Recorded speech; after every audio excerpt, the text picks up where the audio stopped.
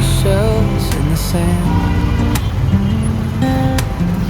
Radio hums a tune I can't name. Crooked smiles, crashing waves, no shame. Flip my phone, toss it in my bag. Today's for us, no time to lag. Feel the world just turning slow.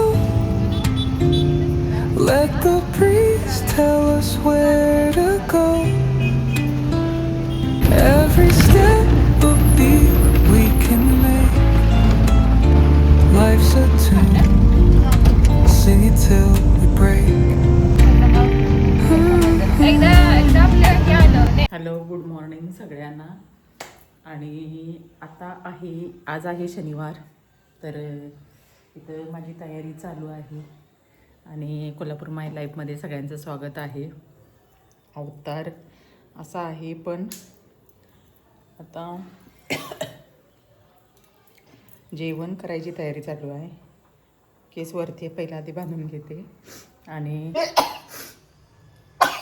इथं फक्त नुसतं डाळ भात करायचं म्हणून डाळ जास्त लावली होती, पण झाली आता डाळ. आता मूड झालेला आहे परत खरडा वगैरे करायचा म्हणून.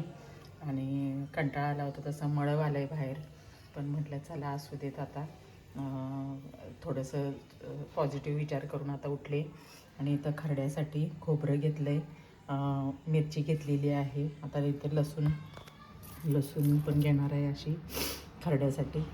आणि थोडंसं मीठ टाकून छान भाजून बारीक करेल.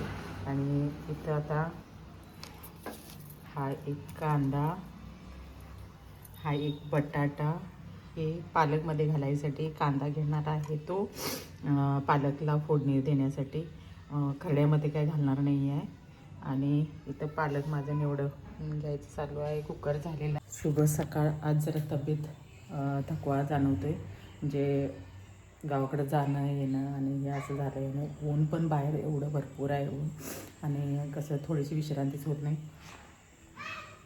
चला आता जरासं आता हे स्वयंपाक आधी करणं आणि पोटाला खाणं हे सगळ्यात महत्त्वाचं आहे. तेव्हा आता आधी खाऊन मग तुमच्याशी बोलते. मिरची भाजली, त्याच्यातच दोडक्याची शिरा पण टाकली, म्हणजे थोडंसं त्याच्यात टेस्ट छान येते दोडक्याच्या शिरांची चटणीसाठी. तर पालक बटाटा अशी भाजी साधी सुधी एकदम सिंपल. आणि हे आहे खोबरं जे भाजून घेतलेलं आहे, ते लाईट गेले त्यामुळं प्रकाश असं दिसत आहे. खोबरं थोडंसं भाजून घेतलं, ओलं खोबरं आहे. आणि हे आहे ओलं खोबरं. गेल्यामुळं घाम्याघुम्या झाले. आता माझं भाजायचं काम चालू आहे. स्टँड लावून परत ते सेट करायला तेवढा वेळ नसतो. कधी एकदा करते आणि खाते असं होते पोटाला. आणि तर भाजून आता मस्त थोडं लाईट आल्यावर लावेल. ठेचायला पण आहे खलबत्ता, पण कसं त्याला खूप वेळ लागणार आणि तेवढा आता वेळ नाही. भूक लागली आता चांगली. केळं थोडी खाण्यात सकाळी. आणि आता पटकन आधी लावून घेणार कुकरला. इथं झाला आहे खरडा, पालक भाजी, चपाती. जेवायला लागले तर चला. खूप ऊन वाढले. पाणी भरपूर प्या, विश्रांती घ्या. उन्हात जास्त जाऊ नका, कारण खूप उन्हामुळं आजारी पडण्याची शक्यता आहे. त्यामुळं उन्हात जाऊ नका.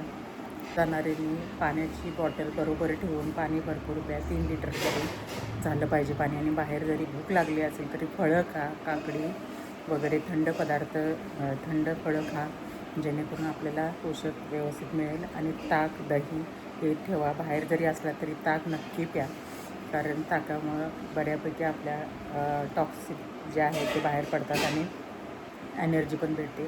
आणि ज्यूस कुठलाही फळांचा चांगला, त्यामुळं संत्रं ज्यूस वगैरे घ्या उन्हात असला तरी.